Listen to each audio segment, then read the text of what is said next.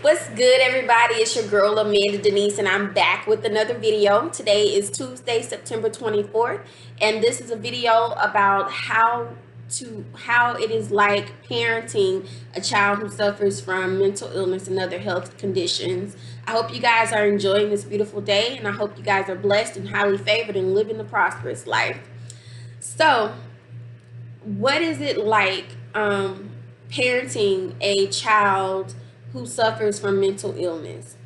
Um, and that's what this video is mainly going to be about today, is what it's like parenting, or a day in the life of parenting a child with mental illness. Let me give you a little bit of background. Dallas suffers from autism spectrum disorder. He suffers from ADHD. He suffers from depression. He suffers from oppositional defiance disorder, and he also has anxiety. So, back in 2011, we hired a nanny to see about our son while we worked. It wasn't a live-in nanny or anything like that, but it was a nanny for us to be able to work and provide a life for Dallas. So during that time, Dallas was maybe 3 years old, 3 or 4 years old, and he literally was like the spawn of something. Like, it was bad.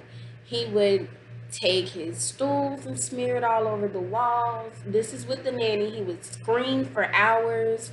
Um, he would ransack his room. He was just very violent, very aggressive, and this was at the age of 3. So, I sat down. I sat down, with the nanny, and I could tell that she wanted to talk to me because she recognized some of the signs. And, at the time, I didn't want to accept it, only because I didn't believe that it could be real. Like, at that time, I myself had not even been diagnosed with anything. So I didn't believe for it to be true. She stated she saw some signs and that there may be something else going on. We should have him evaluated. And for a long time, I was upset because this is not my child. My child is good. So fast forward 2 years, he's in kindergarten. I get a call from the school, and they told me he had run away. And I'm like, run away where? He's only 5. Where can he go? And, I went up to the school. He was missing for about 10 to 15 minutes.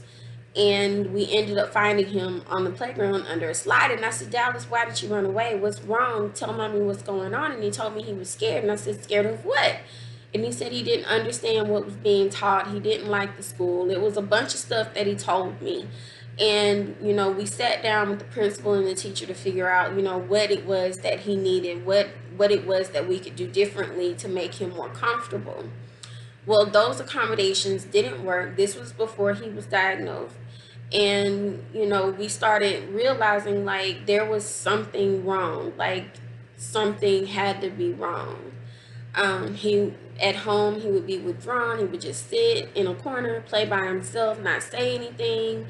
And, we began to be worried. So we took him to his not the psychiatrist, but the pediatrician, who did an evaluation for him. At that time, she says, yeah, he does seem to have a little bit of ADHD and maybe a little bit of autism, but we definitely want to send him for a psychological evaluation. So we ended up having the psychiatrist in Montgomery at the time, and he told us that Dallas was definitely on the spectrum and that he had Asperger's syndrome.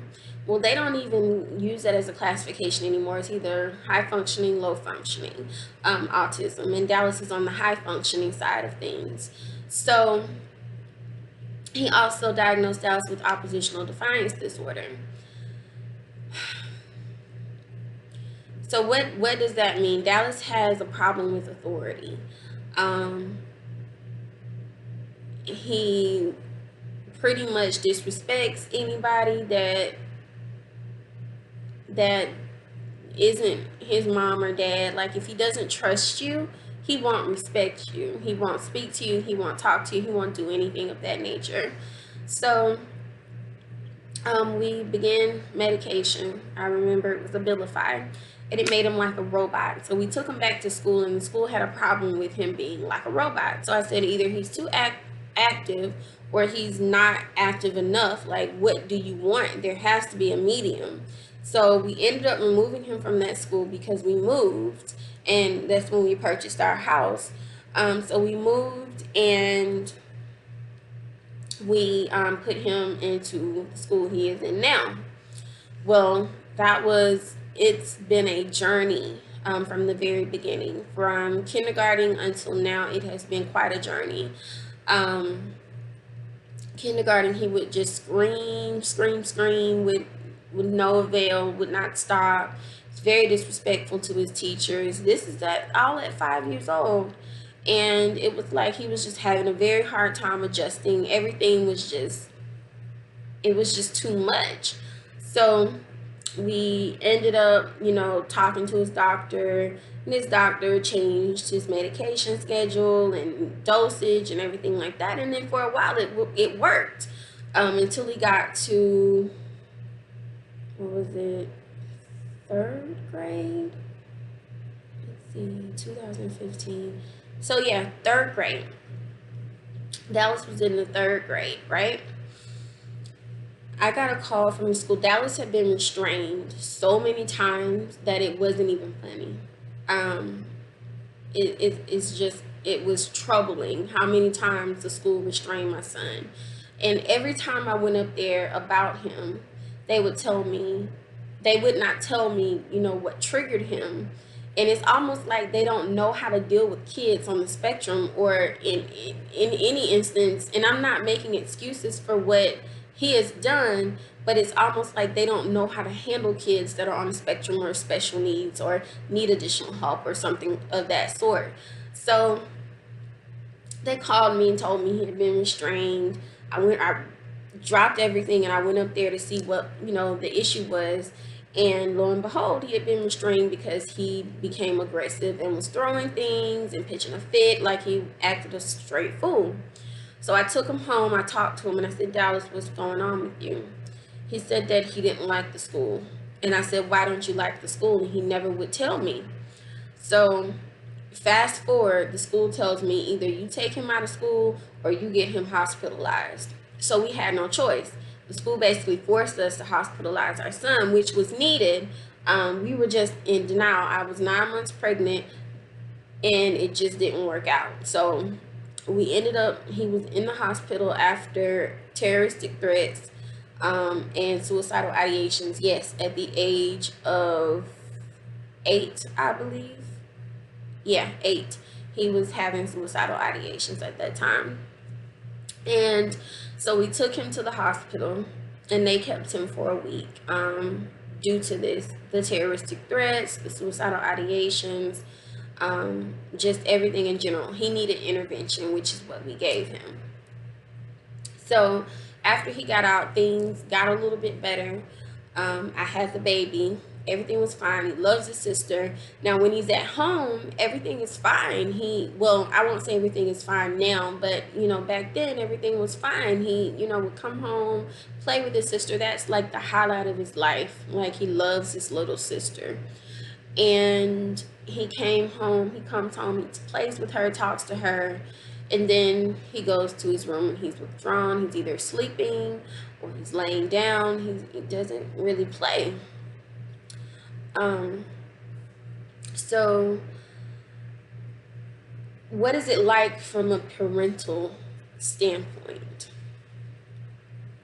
Well, from this side of things, it's frustrating.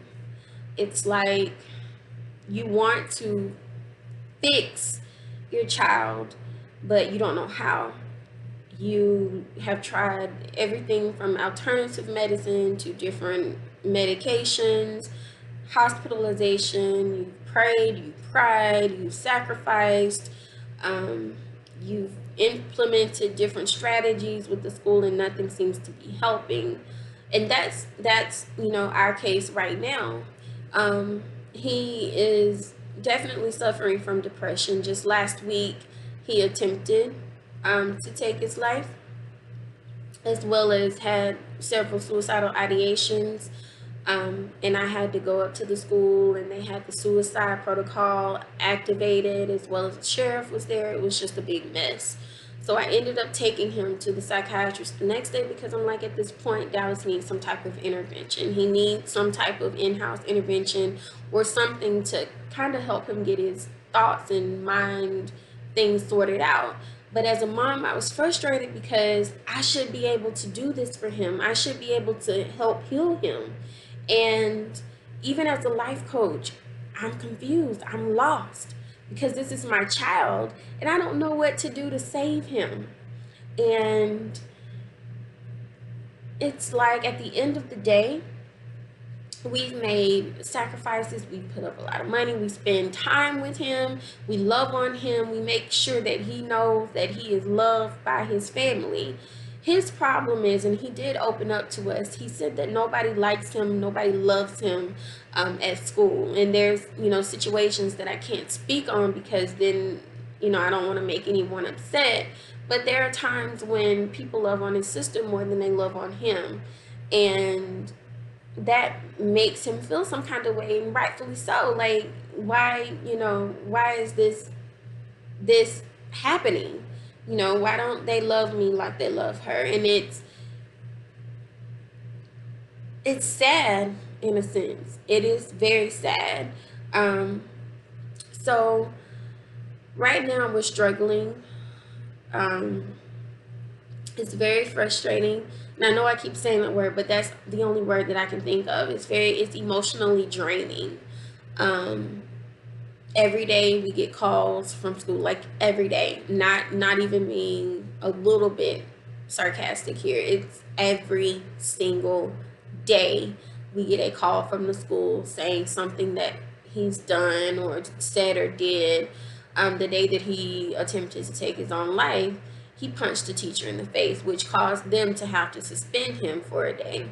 But he also needed a psychological evaluation before he could return to school. So I ended up taking him to the doctor that Thursday, and he was placed on a mood stabilizer. And the doctor, asked me, he said, he said, is anybody in the family close to him on any type of antidepressants, mood stabilizers, anybody have mental health issues that is close to him? I slyly raised my hand, and I said, I do. I have bipolar type 1 disorder, anxiety, chronic depression, and PTSD. So, and he asked what I was taking, and I told him. And then in that moment, I became defeated. Defeated because, is it my fault that he has the mental issues that he has? Is it something that I did wrong? I know it's genetic. I know it's hereditary. But is there something I could have done to prevent it? Could I have intervened at an earlier age? Like, we were in denial when he started acting out at the age of 3, but we didn't intervene until he was 5, until we just realized something clicked and said, hey, something's wrong here. You need to go get him evaluated. But in that moment, when he asked me that, and it was just an epiphany, like, I did this to my son. This is my fault. This is my fault. And I started trying not to cry. I'm not going to cry in this video. But I started to question God in a sense of why. Why bless me with all of these illnesses? Why bless my son with all of these illnesses? What did we do to deserve this? Like, it's any parent's worst nightmare, and you're gonna question why.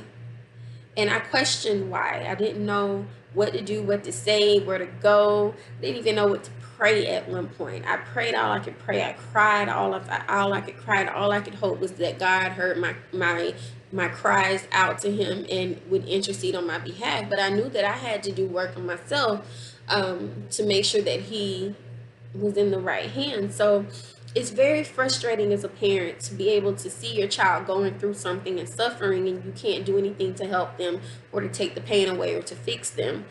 Um, it's very disheartening to know that your genes could have caused this type of hurt in your child, this type of trauma. Your past could have caused this type of trauma for your child, and it hurts knowing that I could very well be the reason why he has um, these issues. And now he's been diagnosed with possibly having, well, he's been evaluated for a possibility of having bipolar type 1 disorder, just like me. And I know these things are hereditary, I know these things are genetic, but it feels like, what could I have done differently? Being a mom to him, he's my heart. I won't deny that. I love him more than anything. He has been with me through everything. When we didn't have a place to stay, when we didn't have food or money, and he would eat and I wouldn't, just so he could eat. It was that type of situation. And as a mom, it hurts to know that I couldn't have done things better or differently. I should have done things differently and better, but then what if I would have never got my son? And I question God, like, why bless me with a son only to have something wrong with him? Like, he has a foot deformity, he can't walk on his foot sometimes, he has all of these mental health issues, and what am I to do? So I forgot what I was saying, but it's frustrating because we try to do everything that we can for him. We sacrifice so much, and it's like very frustrating because we can't fix him. So in a sense, it's like, what can we do to help him? We've thought about alternative medicine. We've tried changing his dosage, changing his medications, but it only makes things worse. So as a mom, how does that make me feel? Incompetent. It makes me feel like I failed him as a parent. I'm trying to stay strong. I'm trying not to give up, but it's definitely something that I wish I could make go away.